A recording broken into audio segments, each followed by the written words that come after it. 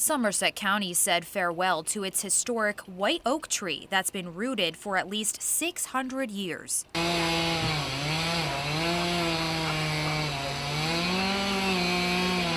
How do you feel about this?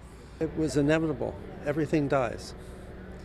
But as our senior pastor said at one time, he had hoped it wouldn't die on his watch. So you don't like to see it, but you have to live with it. I have trouble viewing what I'm seeing right now, visualizing what that cemetery and graveyard is going to look like without that tree. So right at the moment, a little sadness. Bernardsville resident Chuck has been a member of the Basking Ridge Presbyterian Church for 40 years. He kept some humor in the at times somber tree cutting event.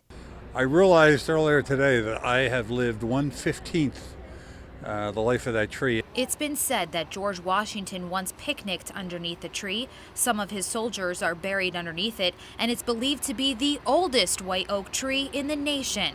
Also, the oak reportedly predates Columbus. It's sort of upsetting in a way. I mean, it's not just our tree, it's the community's tree, it's almost the country's tree. The church is unsure right now what they're going to do with the pieces of wood from this historic tree, but they have some ideas.